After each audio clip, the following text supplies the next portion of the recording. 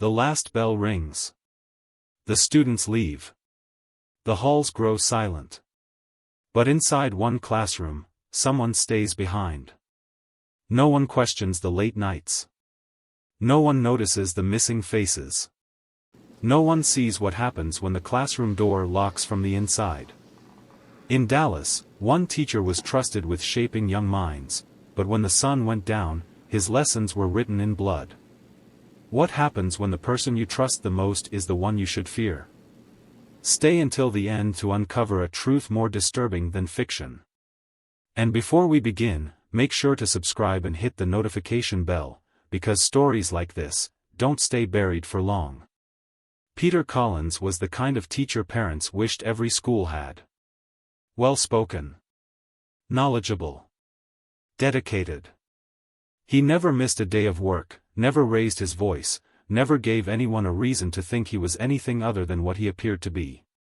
In the classroom, he was patient, engaging, students admired him, colleagues respected him.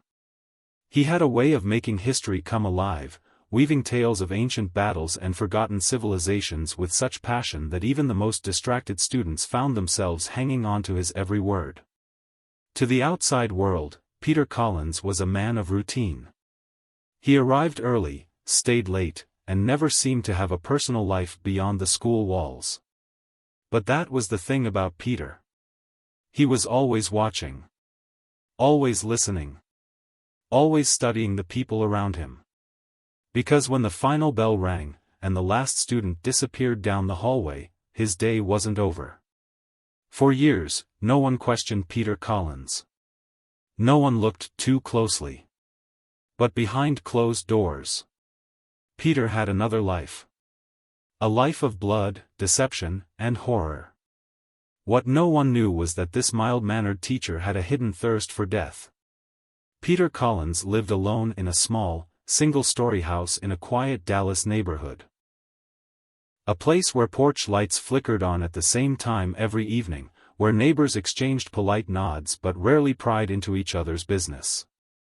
Those who lived near him had little to say. He was polite, but distant. Intelligent, but private. He never hosted visitors. He never attended neighborhood gatherings. Some assumed he was simply introverted, a man dedicated to his work. Others, however, found something off. An elderly woman across the street once recalled seeing him standing in his front yard late at night, staring at nothing in particular. Motionless. For hours. A man who walked his dog past Peter's house every evening noticed that his curtains were always drawn, never a glimpse inside, no matter the time of day. But no one asked questions. Because Peter Collins gave them no reason to. And that was his greatest weapon. Because inside that house, hidden behind those carefully drawn curtains, was a secret no one would uncover for years. A secret that began long before he ever stepped foot into a classroom. So how did a well-respected teacher turn into one of the most feared serial killers in Texas history?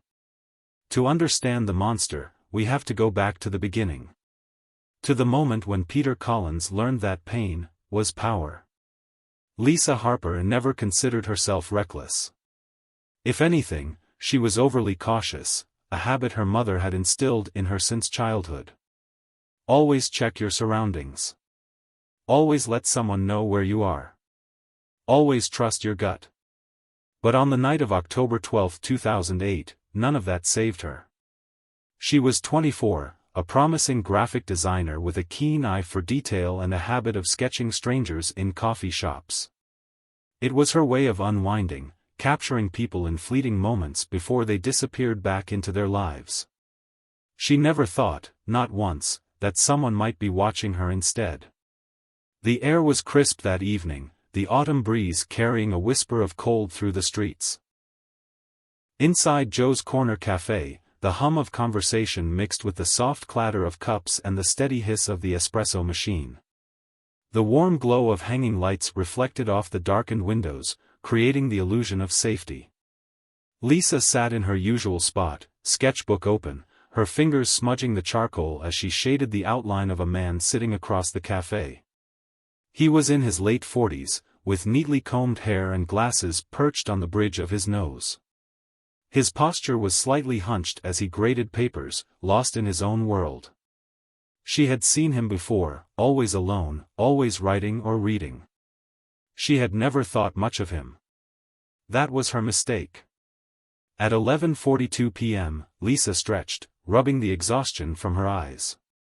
She had an early morning ahead, and the cafe would be closing soon. Slipping her sketchbook into her bag, she finished the last sip of her coffee and rose from her seat. Across the room, Peter Collins put down his pen.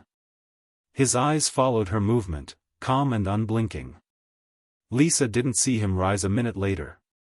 She didn't notice him drop a few bills onto the table or hear his footsteps as he slipped out into the night behind her. Outside, the street was quiet. Most businesses had already closed, their neon signs flickering off one by one. Lisa pulled her hoodie tighter around her, her breath visible in the cool air. She wasn't afraid. She had walked this route dozens of times. Her car was only a few blocks away. Above her, the streetlight buzzed softly before flickering out. She hesitated. A rustling noise carried through the stillness. Glancing over her shoulder, she saw nothing, just the empty sidewalk stretching behind her, a few parked cars, the faint hum of distant traffic. Turning back, she picked up her pace. The sound of footsteps matched her own. Her fingers curled around her keys. She had heard this advice before: hold them between your knuckles, use them as a weapon if needed. As she reached her car, her hands trembled too much to unlock the door quickly. In the corner of her eye, a shadow moved. A sharp inhale. A hand clamped over her mouth. Lisa struggled, but the grip was too strong. The street was empty. No one heard her muffled screams as she was yanked backward into the darkness. The next morning, Lisa's absence was immediately noticed. She hadn't shown up for work. She hadn't answered her phone. Her bed was untouched. Her car was still parked where she had left it. Her mother called the police. The usual questions followed. Did Lisa have a history of disappearing? Had she been in any trouble lately? Could she have left on her own? None of it made sense. Then the police obtained the cafe's security footage. Lisa was seen walking out alone at 11:47 p.m.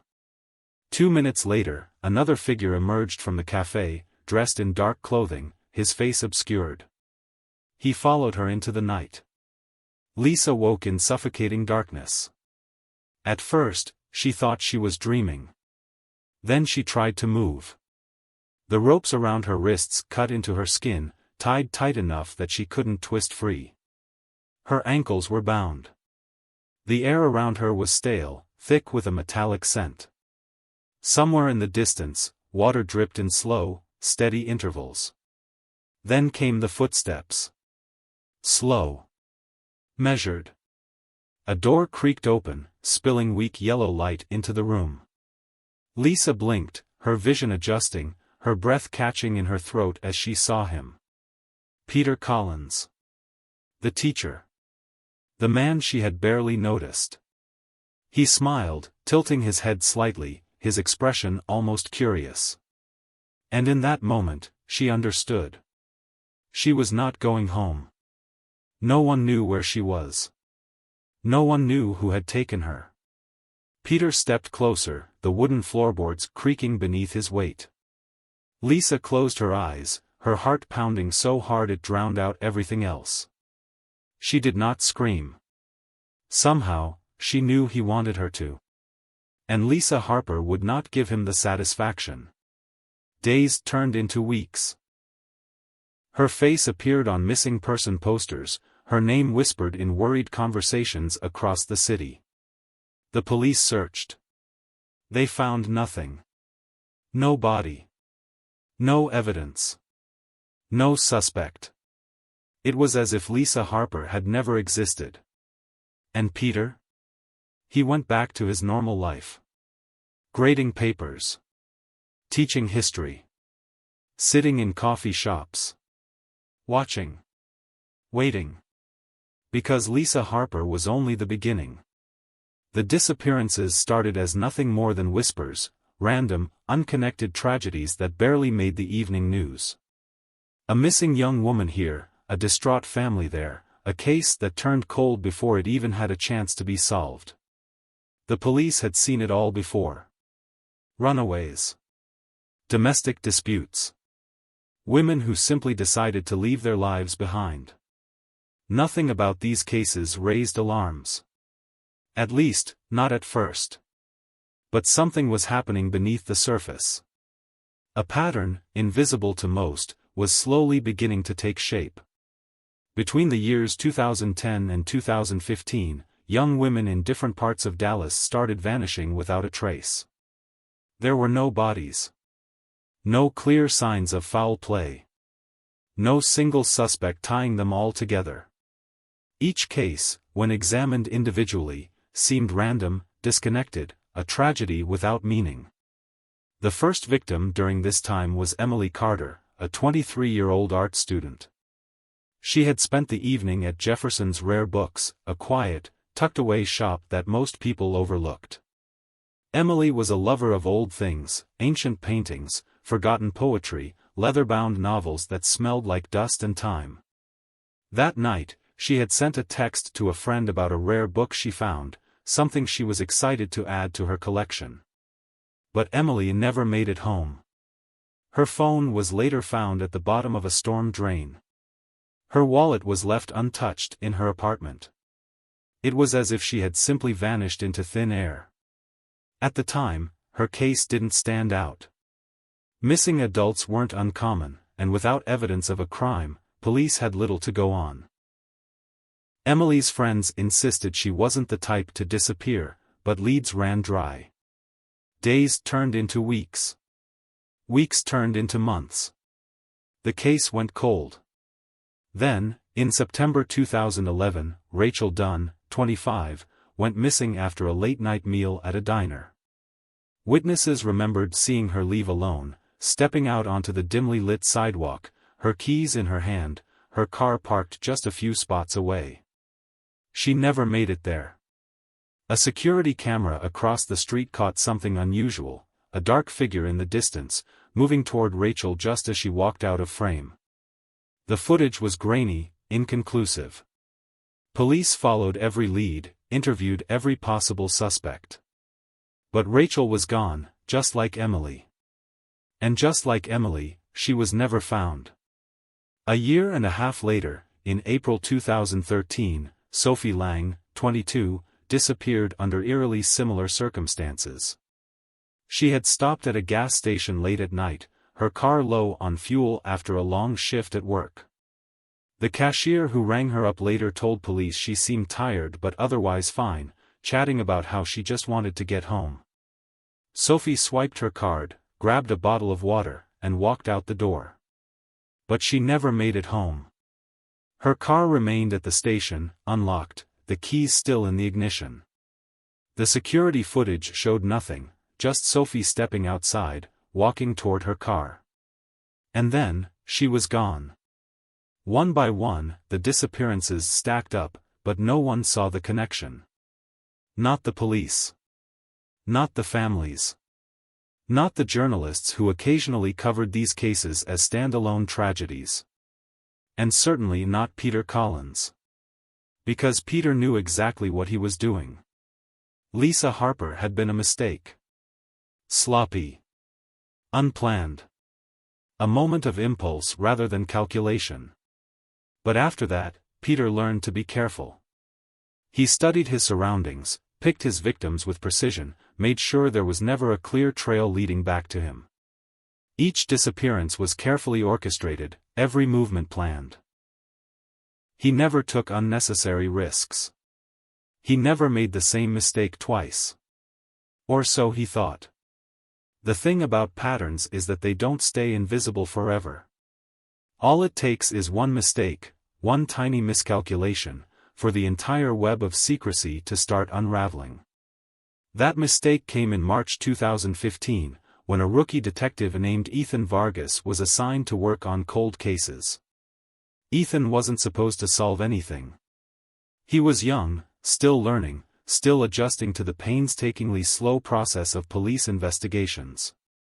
His job was simple: go through old files, familiarize himself with past cases, and look for any details that might have been overlooked. It was busy work. A training exercise. Nothing more. But Ethan had a habit of not letting things go. As he sifted through stacks of old case files, one disappearance caught his attention: the 2010 case of Emily Carter, the art student who had vanished after visiting a small bookstore. There wasn't much in the file. The usual reports. A few witness statements. No suspects. But one small detail stood out to him: a receipt. It was buried deep in the evidence records, barely noted in the original case summary. A crumpled bookstore receipt from the night Emily disappeared, found near the area where she was last seen. It had been dismissed as irrelevant, just another piece of meaningless debris. But something about it made Ethan pause. Who did the receipt belong to? Why was it found near the last known location of a missing woman? And more importantly, why had no one ever followed up on it? Ethan decided to pay a visit to Jefferson's Rare Books, where the receipt had come from. He brought a copy of the old receipt with him, showing it to the store's elderly owner. The man squinted at the faded ink, nodding slowly. "I remember this one," he said, pulling out his old sales records. "The book purchased that night? An out-of-print history book. And the name on the transaction? Peter Collins." At first, the discovery meant nothing. A teacher buying a book from a rare bookstore wasn't unusual. It was hardly enough to raise suspicion. But Ethan couldn't shake the feeling that there was more to it. So he dug deeper. And what he found sent a chill down his spine. Peter Collins had been in the area when Rachel Dunn vanished. He had been spotted just blocks away from the gas station where Sophie Lang was last seen. Every missing woman had some faint, barely noticeable connection to him. A cafe receipt. A gas station purchase. A library log. Alone, these details meant nothing. But together? They formed a trail of breadcrumbs leading straight to Peter. Ethan took his findings to his supervisor. At first, no one wanted to believe it. A respected teacher? A serial predator? It was unthinkable. Absurd. But as they pulled Peter's records, the coincidences became impossible to ignore. Still, the police didn't have enough to arrest him. Not yet. But they had something even better. They had doubt. And doubt was all it took to start watching him. Because Peter Collins wasn't as careful as he thought. And his next mistake would be his last. For years, the police had little more than gut instincts and circumstantial evidence tying Peter Collins to the growing number of disappearances. Despite the eerie similarities in the cases, young women vanishing without a trace, last seen near places he frequented, there was nothing solid enough to warrant an arrest. No bodies had been found. No concrete evidence linked him to the crimes. But law enforcement had grown uneasy. Detectives knew that if they acted too soon, they risked losing their only chance at catching him. So instead of making their move right away, they decided to watch him very closely. The surveillance started subtly, with plainclothes officers tailing Peter's movements, keeping their distance, never letting on that he was under constant watch. They noted his behavior, his habits, his daily routine. During school hours, nothing seemed out of the ordinary. He was punctual, professional, even friendly. Students respected him. Colleagues praised his dedication. Parents trusted him. But when night fell, Peter became a different man. Detectives observed a pattern in his late-night activities that raised immediate red flags. Several times a week, he would take long drives through the city, often heading toward remote, isolated locations on the outskirts of town. These weren't aimless joyrides. He wasn't visiting friends or stopping for gas. He was lingering in places connected to the missing women. One officer recalled watching him park near the very cafe where Lisa Harper had last been seen, sitting in his car for nearly an hour, staring out the window at nothing. Another night, he was spotted circling the parking lot of the bookstore where Emily Carter had vanished. He never got out of his car. He never approached anyone. He just watched. It was as if he was reliving something. Was he reminiscing about past victims? Scouting for someone new? The police didn't know. But they intended to find out. The breakthrough came when investigators started digging into Peter's financial records. On the surface, nothing seemed unusual. He had a modest salary, no large purchases, and no history of extravagant spending. But when they looked deeper, one transaction caught their attention. A monthly payment to a storage facility outside of town. The rental was under the name James Calloway, an alias that had never appeared in Peter's records before. The unit had been leased since 2008, the same year Lisa Harper went missing. When officers visited the storage facility, the manager was hesitant to talk. The renter had been careful. He always paid in cash. Never visited during business hours. Never spoke to anyone. What was he hiding in there?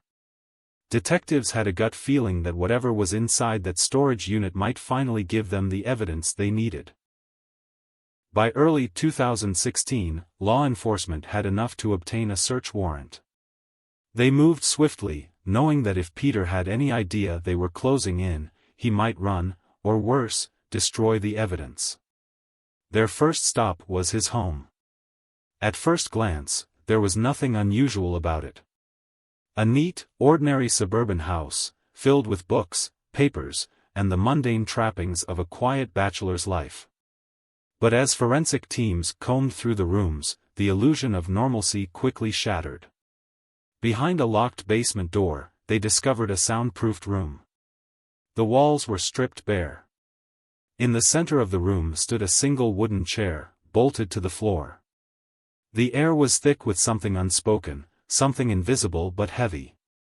It was the kind of space that didn't belong in a teacher's house. Inside Peter's bedroom, they found a small, carefully stored collection of women's jewelry. Rings. Necklaces. Bracelets. None of them belonged to him. Then came the notebooks. Stacked neatly on a shelf, they were filled with obsessive, frantic handwriting. Dates. Names. Locations. Some were of known victims. Others were women the police had never even suspected were missing. Had Peter taken more victims than they ever realized? But the most chilling discovery was still waiting for them. If Peter's home had been disturbing, the storage unit was something else entirely. When officers arrived at the facility, they were met with a wall of stench before they even opened the door. Something inside had been rotting for a long time. They forced the lock. Inside, the dim light of their flashlights cut through the darkness, revealing a nightmarish collection of horrors. Against the back wall sat an old freezer, locked and chained shut. The officers hesitated. No one wanted to be the first to open it. Next to it, stacks of old videotapes, meticulously labeled with dates. But the most haunting detail was the photographs, dozens of them, pinned to the walls. Some of the images were of the known victims, taken before their disappearances. Others were of women who had never been reported missing at all. Had these women escaped? Or had they simply never been found? It took minutes to break the lock on the freezer. The second they opened it, a rush of cold, decayed air filled the room. Inside, officers found a severed hand, frozen in a block of ice. A skull, partially decomposed. Human remains. And just like that, the case that had haunted Dallas for nearly a decade was no longer just a string of disappearances. It was murder. Within hours, an emergency arrest warrant was issued for Peter Collins. The surveillance team that had been quietly watching him for months received a simple, chilling directive: bring him in. Now. Peter had spent years outsmarting law enforcement, believing he was too careful, too meticulous, too clever to ever get caught.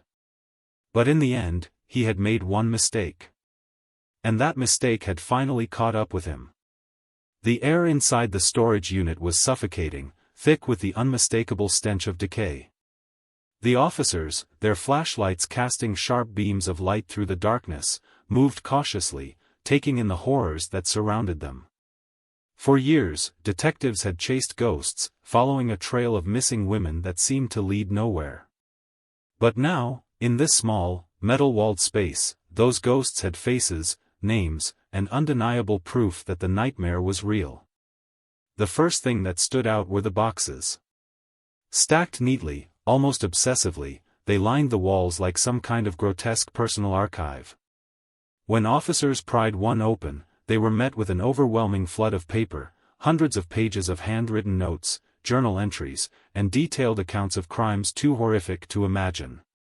Every word was deliberate, calculated, as if Peter had been revisiting his crimes with a sense of pride. Each entry contained information that only the perpetrator could have known. He wrote about the women he had followed, the moments he had chosen them, the precise details of how he took them. There were descriptions of their last words, their struggles, their fear. And, most disturbingly, there were names the police had never seen before. Victims who had never been reported missing. Women whose families had no idea they were gone. How many had there really been? The officers turned to another box and hesitated before pulling it open. This time, what lay inside was even more disturbing. Personal belongings. A delicate silver bracelet. A faded photograph of a woman smiling on a beach. A driver's license that belonged to Lisa Harper, the first victim.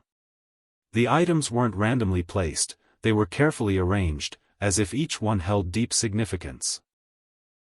It was clear that this was a collection. A trophy room. And yet, nothing could have prepared them for what they found next. Against the back wall, secured with heavy chains and a rusted padlock, sat an old industrial freezer. The officers exchanged uneasy glances. They already knew what they would find inside, but knowing and seeing were two very different things. The silence in the room was punctuated only by the sound of someone's breathing, shallow, hesitant. An officer stepped forward, his hands shaking slightly as he worked the bolt cutters through the thick metal links. With a sharp snap, the lock broke. The lid creaked open, revealing a thick layer of frost coating the contents inside. Then, the horror became real. Inside the frozen depths were remains. A severed hand, curled and stiff from the ice. A skull, partially decomposed. Fragments of bodies, preserved in the cold, trapped in time. It was impossible to tell how many victims had been stored here, how many lives had ended at the hands of the man they had trusted. And at that moment, detectives realized the truth. They had been dealing with a monster. Not just a murderer, but someone who had hidden in plain sight for nearly a decade. Someone who had laughed with colleagues, graded papers, and attended school events, all while carrying an unimaginable secret. The weight of the discovery was unbearable. The evidence was undeniable. Peter Collins wasn't just a suspect anymore. He was a serial killer. And now, finally, his reign of terror was about to come to an end. The sirens echoed through the quiet suburban neighborhood as officers swarmed Peter Collins' modest home. The once respected teacher, the man who had stood in front of classrooms shaping young minds, now stood at his front door in handcuffs, his expression eerily calm. The flashing red and blue lights painted his face in rhythmic bursts of color, but there was no panic in his eyes. No fear. No emotion at all. The arrest had been swift, a carefully coordinated operation that left no room for error. The moment officers placed him in the back of the patrol car, they expected resistance, some sign of denial, but instead, Peter simply smiled. During interrogation, detectives pressed him for details, for any flicker of remorse. They laid out the overwhelming evidence, the journals, the personal belongings, the remains in the freezer. Any normal person would have broken down, pleaded for mercy. But Peter wasn't normal. He leaned back in his chair, exhaling slowly, as if the weight of his double life had finally been lifted. And then, with chilling detachment, he spoke. "I was just teaching them a final lesson." The room fell silent. The investigators, hardened by years of dealing with criminals, felt a shiver creep down their spines. There was no regret in his voice. No hesitation. Just an unsettling certainty, as if he truly believed his twisted actions had some kind of logic behind them. As the trial began, the courtroom was packed: reporters, former students, grieving families. The city of Dallas wanted justice. The prosecution laid out the horrifying evidence in painstaking detail. The journals, the trophies, the frozen remains, every detail painted a picture of a methodical, remorseless predator who had hidden behind a teacher's desk for years. Peter never flinched. He sat quietly, hands folded, listening as witnesses recounted the devastation he had caused. Parents sobbed on the stand, describing the unbearable pain of losing their daughters. Former students spoke of the unsettling moments when Peter's friendly facade had seemed to crack, revealing something cold beneath. When the time came for his defense, Peter's legal team had little to work with. Insanity? No, his crimes were too calculated. Coercion? No, he had acted alone. There was no escape. After months of testimony, after endless nights of deliberation, the verdict was finally read. Life in prison. No chance of parole. A sense of relief washed over the courtroom, but it was a hollow victory. For the families, no sentence could undo the past. No punishment could bring their loved ones back. As Peter was led away in chains, he turned to glance at the spectators. For the first time, his mask cracked. A smirk tugged at the corner of his lips. No remorse. No regret. Just the quiet satisfaction of a man who had kept his secrets for far too long. Justice had been served, but the scars of his crimes would haunt Dallas forever. The halls of Westwood High School were never the same. The classroom where Peter Collins once stood, where he taught history with passion and charisma, was left abandoned for months. The district repainted the walls, replaced the desks, even changed the room number. But no amount of renovation could erase what had happened. His students, the ones who had once admired him, struggled to reconcile the man they knew with the monster he had been. Some refused to believe it. "There's no way," one former student told reporters. "He was my favorite teacher. He made learning fun. He cared about us." Others, however, began to recall unsettling moments: his sharp, lingering stares, the cryptic comments he sometimes made, the way his smile never quite reached his eyes. The school administration worked tirelessly to distance themselves from him, removing his name from records, scrubbing his image from faculty photos. But the students whispered. The teachers spoke in hushed tones. Parents demanded answers. How had no one seen the signs? How had a killer stood in front of their children, day after day, without suspicion? Outside of the school, the city of Dallas struggled with its own questions. The trial had given closure, but it had also left behind a chilling sense of unease. As reporters dug deeper, unsettling rumors began to spread. Some believed there were more victims. Ones who had never been found, whose families still waited for answers they would never receive. Investigators combed through missing persons cases that matched Peter's timeline, but without evidence, those names would remain unsolved mysteries. Former neighbors came forward with their own unsettling memories. One recalled Peter standing in his driveway at night, just staring into the darkness. Another spoke of the strange, metallic smells that sometimes drifted from his garage. But at the time, no one thought much of it. Why would they? He was a teacher, a role model, a trusted member of the community. And that, perhaps, was the most terrifying part of all. No one ever suspected a thing. No one questioned the friendly teacher. No one looked twice at the man who walked freely among them. And the scariest part? How many more Peters are out there, hiding in plain sight? Peter Collins is behind bars, but the scars of his crimes still linger. His story is one of deception, horror, and the terrifying reality that sometimes, the people we trust the most, are the ones hiding the darkest secrets. Do you believe justice was truly served? Were there more victims, lost in the shadows of his double life? Share your thoughts below, we want to hear from you. If this case shook you, make sure to hit that like button. And if you crave more true crime mysteries, subscribe and turn on notifications, because we have more dark stories coming your way.